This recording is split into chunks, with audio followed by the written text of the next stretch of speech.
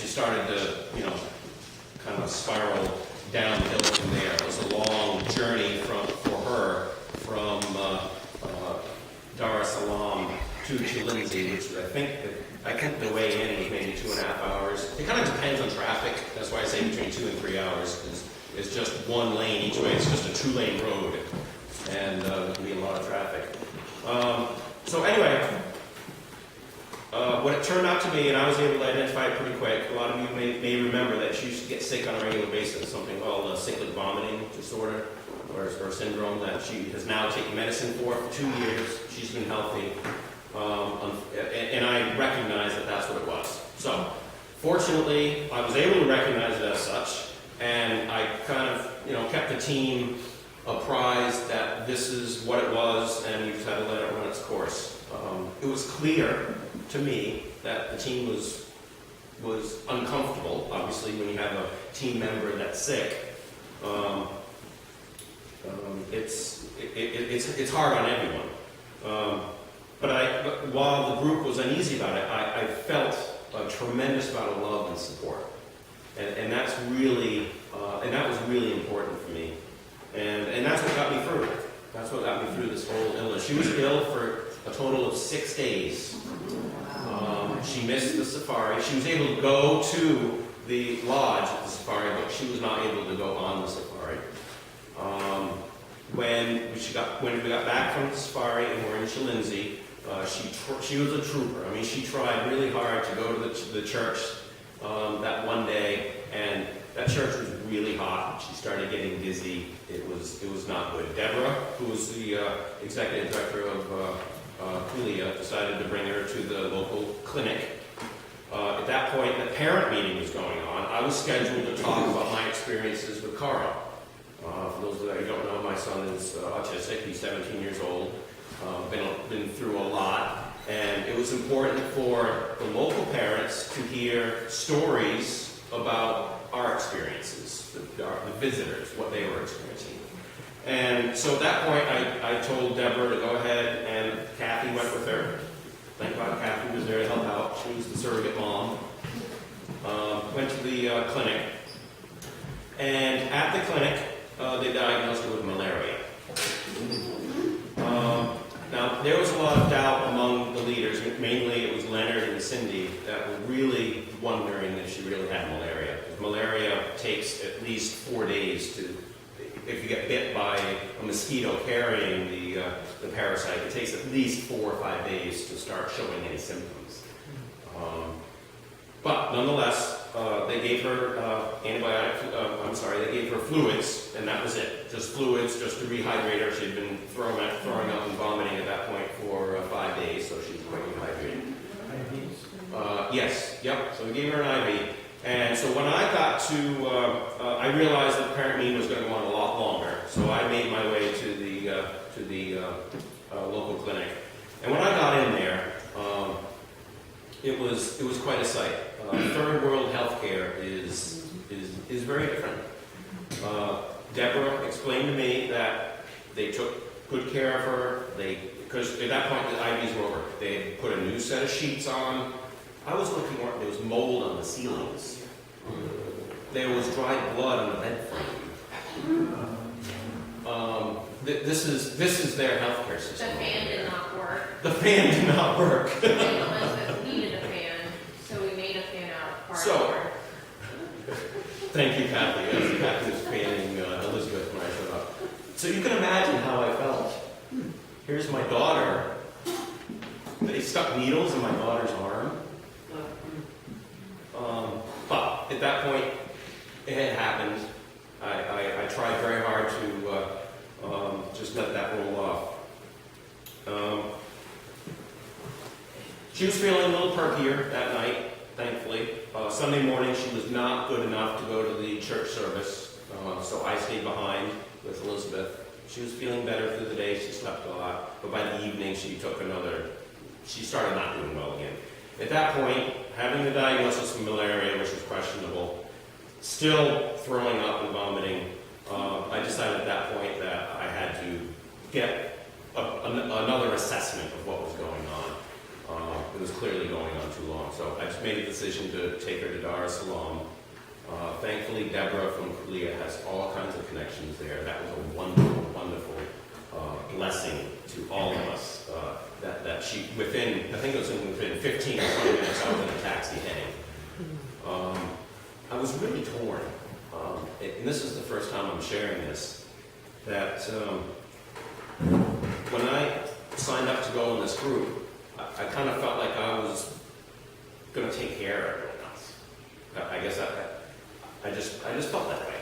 And I was really, really struggling to leave the group. And feeling the support from the group that I got, what it ended up being is they didn't need me, I needed them. And it took me a while to figure that all out. I mean, a while, I'm talking like, I figured that out a few days ago, a while. Because I was asking God the whole time, God, what is your message here? What is your message? Here we are on a mission trip. My daughter is sick. I'm sick because my daughter's sick. And it was because of the group bonding. It was because of the support and the love from that group that they took care of me. And took care of Elizabeth too. End of the story. Got to Dar. Much better hospital. Still wasn't what you consider a hospital room here, but it was much better. Doctors were wonderful. Had the IV fluids. Gave her some anti-nausea medicine. Also antacid medicine, because you can imagine her esophagus was the best after 6 days. And by the next day, we stayed in a hotel. By the next day, she was back to normal, eating everything in sight. Thankfully there was a restaurant right there at the hotel. Ordered room service a few times. And so then by the following day, we were able to go back to the taxi and meet up with the rest of the group. When did they find out it was? It turned out to be the cyclic vomiting, and that's all it was. They did find out, and I guess I didn't really say this, but at DAR they did some malaria testing, and she did not have the malaria, nor did she ever have I guess the malaria parasite produces antibodies, which they can test for. So if you've had malaria within a short amount of time, they would know that she has never had malaria. So that was kind of a false alarm. It didn't really change the medicine she was taking, really. She had, we were all taking daily malaria medicines, but she wasn't able to keep that down. That wasn't something that she was able to keep down. So they gave her different malaria meds, but she wasn't able to keep that down either.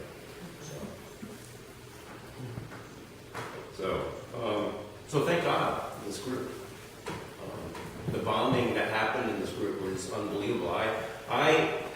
I've traveled overseas before with choral groups 3 different times, so with large groups for a couple of weeks, and I've never experienced this kind of bonding, and I've thought about that a lot. Why is that? Well, the answer is pretty simple: because we were there to serve. We were there to serve.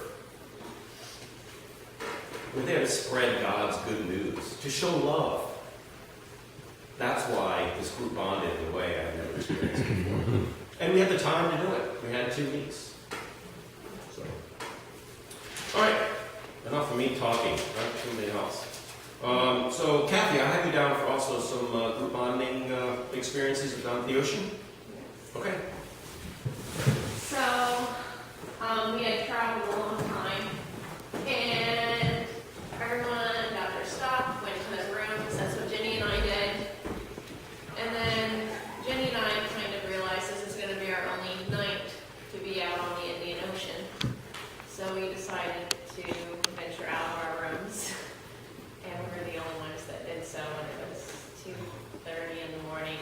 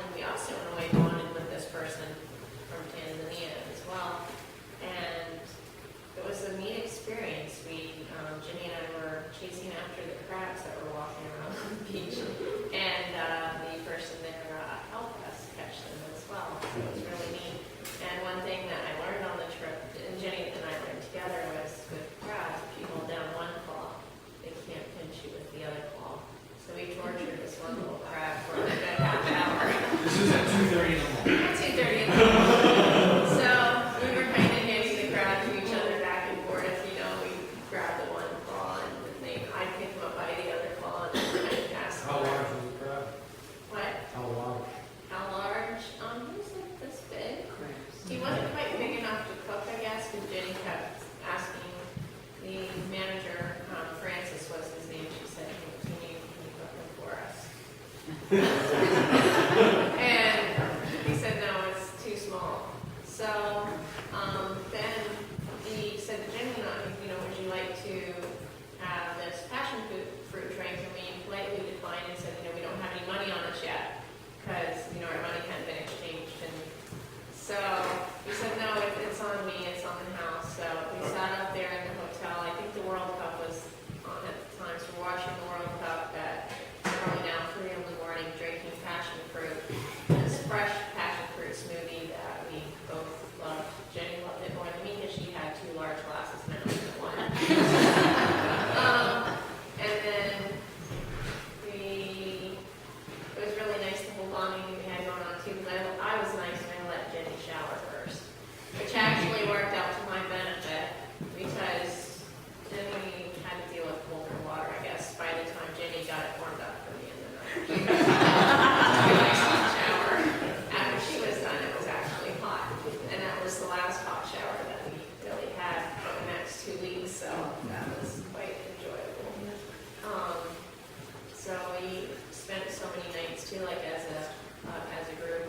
Ben a lot of the times would lead, along with Andy, would lead worship. So it was just really nice having those times together to bond, and we'd always, you know, so that was kind of mine and Jenny, you know, our first night we would like, you know, evening bonding, late night, I guess, late night bonding. Early morning. And then we set our alarms and got up like 4 hours later and had breakfast. And everyone bonded that morning. You know, Ben, Tim, Jenny, and myself, and Eric were all out there.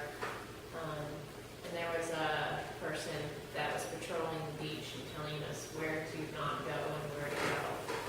And so we kind of stayed away from the fishermen that were offshore.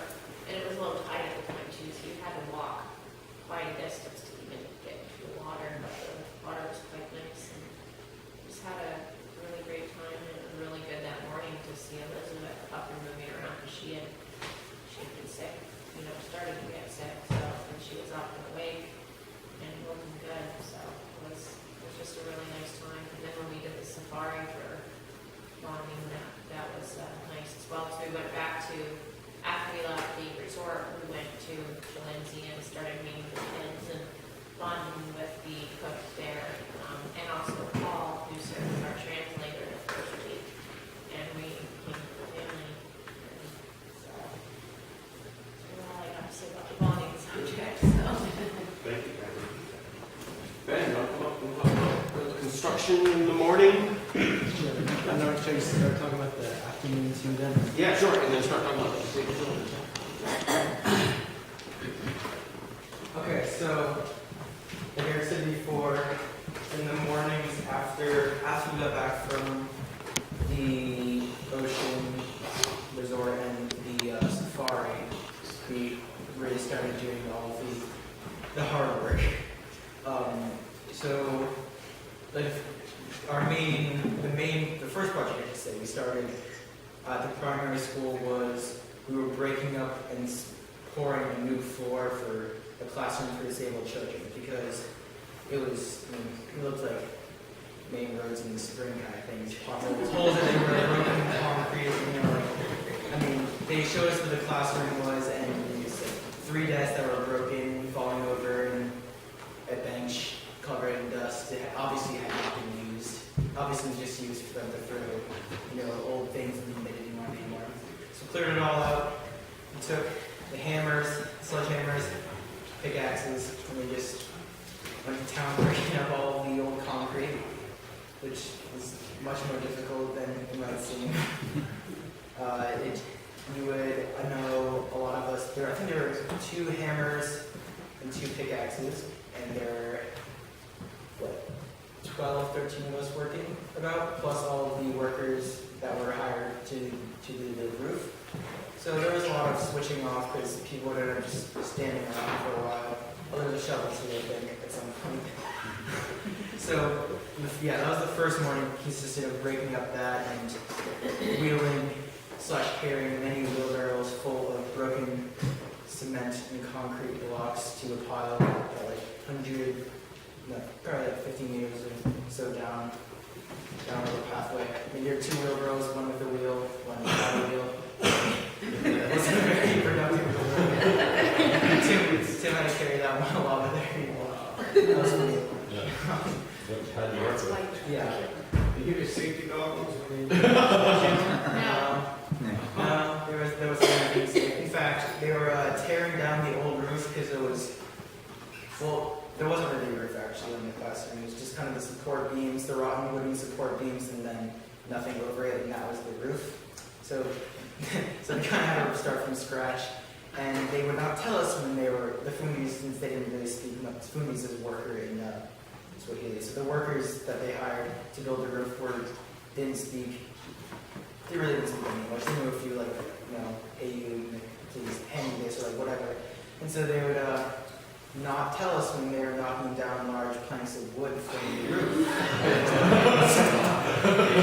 So we just be working away, and we were like focused on the sledgehammer. It was pretty loud. The sledgehammer's on the concrete, like makes a nice crack. So you didn't hear anything, and suddenly a couple feet in front of you, a giant wooden plank just falls. You guys all had your hard hats, right? No, there were no safety precautions.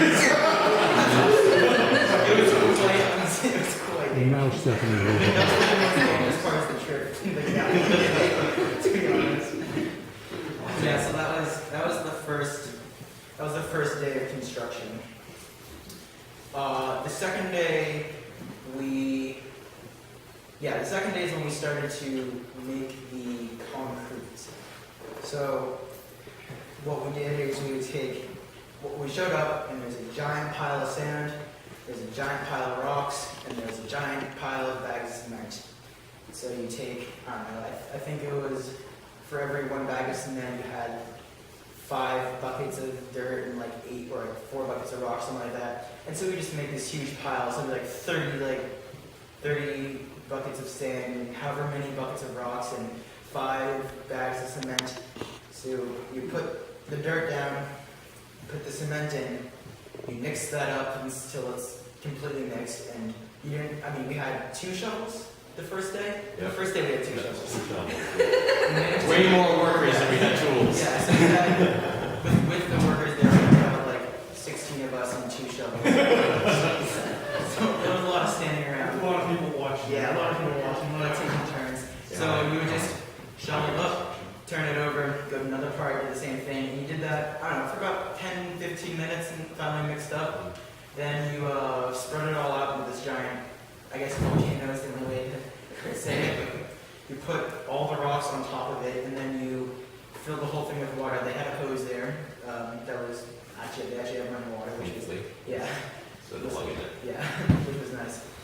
So you fill the whole thing up with water until it starts leaking out of the sides of the, cement, rock, dirt, volcano type mound. And then you went back to mixing, and you just over and over again. It got much more difficult with rocks and wet cement. That was not as easy as it looks. And so you just mix that until they got the right consistency. Shove them into buckets, and then we had a bucket line. So there were about 15 of us stretching down this whole path, and you swing the bucket to the next person, you turn around, take the next bucket, and throw them back, and you got in a rhythm after a while. And you just hand it to the workers there, and they would lay it out, and they'd have basically just a long wooden stick, and they just kind of spread it out, and hitting over and over again, and that's how they laid the first main layer of cement that we got down to the floor. So that was all of the second day. It took us a while to do that because we didn't really know how to make cement at first. So it took us a while to do it. And then we had to do it a couple times because you can't make a pile big enough at first really, or can't make a pile that's really workable. So it took us a while to do that. Then the next day we worked on the bathroom, correct? I believe. So the next, yeah, so Or the floor for it. yeah, there was so the bathrooms were just four kind of stalls with latrines and them with holes in the ground, basically. That was the bathroom there. And we had to make one of them a bit larger so it was wheelchair accessible because they were probably about, like this wide or so. So, I mean, it's pretty hard. Like, you cannot wheel a wheelchair through that. So we didn't, but like they broke down some of the edges on the wall. And so they eventually got it wide enough that a wheelchair could squeeze through. I mean, it would be difficult, but they got it accessible. And then we did the whole cement bucket line again, filling in all of the bathrooms with the cement, and then having a new floor. And I think at that point after we left, I think that they started to add in the final finishing layers, or that was the next morning, I think, on top of what we did the day before. The plumbing already in there? No. For the floor?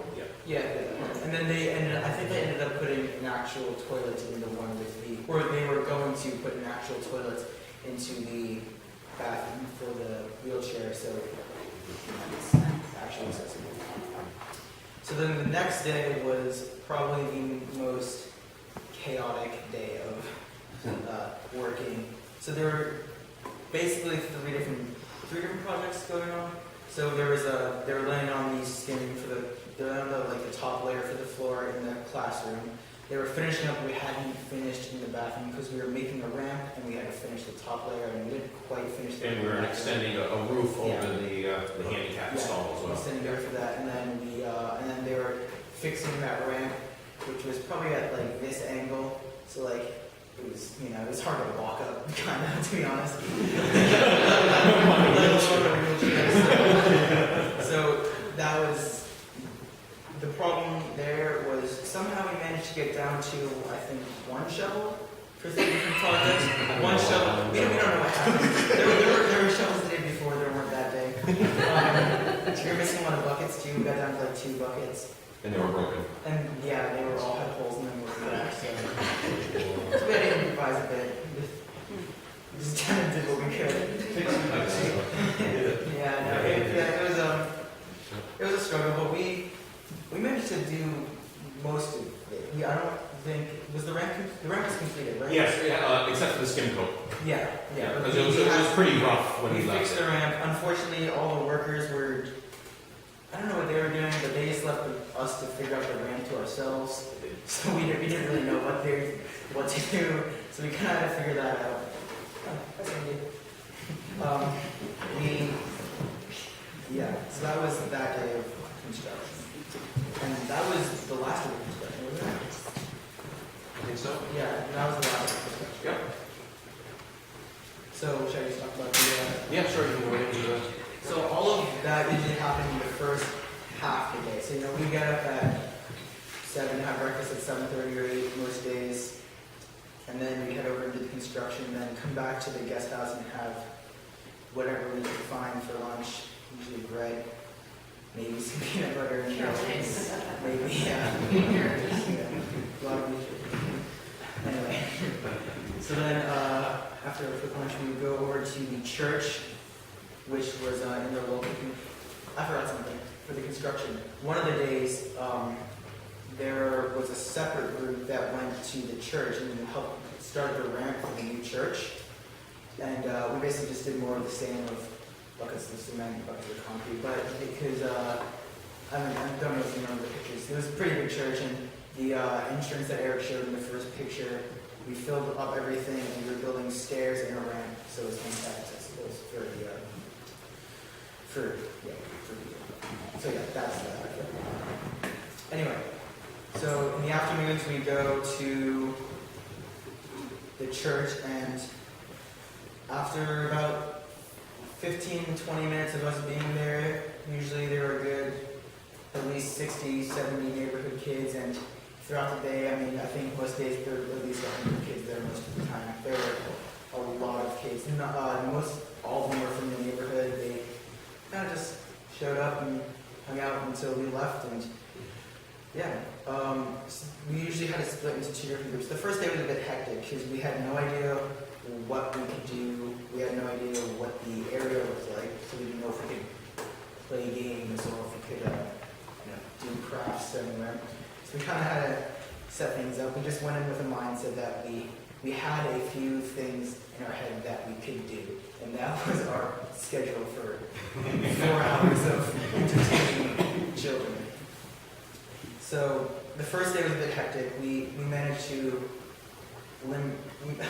get it to a state of controlled chaos, I think is the best way to put it. There were some organized games of, like frisbee and soccer. They love soccer. You pull out a soccer ball and you throw it at them, just give it to them, and that keeps them entertained for a while. But most of the time, the organized games deteriorated after a while into just pockets of smaller games. They were like soccer again, frisbee. They love beach balls, just trying to keep the beach ball in the air. Really not like difficult games, but just lots of kids, lots of energy running around. By the second and third, fourth days, we had gotten more of a routine. So there would be a craft that we would do. We'd make bracelets or little puppets, or I think they drew a lot of like coloring books we like rip pages out of and give it to the kids, and they liked that a lot. And then they would come play all the games, and we'd have little groups of keep away with a soccer ball going or things like that. And eventually, the first 2 days, there was the parents meeting and the pastors meeting in the church. So we couldn't use that. But after a while, we were just move crafts inside and have games outside, so it wasn't so much intertwined, and it got a little confusing after a while outside. But yeah, so we did the crafts and the games, and then once we had the church available to us, we did a lot of vacation Bible school type stuff, like Eric said. So we had skits. We did Good Samaritan. What others? We did another skit. Jesus rising from Oh the yeah, dead. it's just the Easter story, basically. I think those are the only 2 skits we did. We taught them songs, which was very difficult to do. Yeah, well, we had a guitar. Pastor Romy, the pastor of the church, had his guitar there, so we were able to utilize that, which was nice. We would teach him songs. We would get up there, and eventually, after a few days, of singing the same things over and over again and signing the same things, actually, the deaf children from the classroom actually ended up coming. I think the second half of the week we were working with the kids, and so we were signing all the songs, and it was kind of interactive, and it actually ended up being good. All the kids ended up, at the end, most of the kids knew the songs we were singing and ended up singing with us, and it was really cool. It was really fun. Let's see. Is there anything else? Were these kids orphans or kids who had parents or some of both? Hard to tell. The orphans from the Kalea village, actually, they were to a private school, and so they were actually in school. So we saw them in 2 days. We saw them right when we got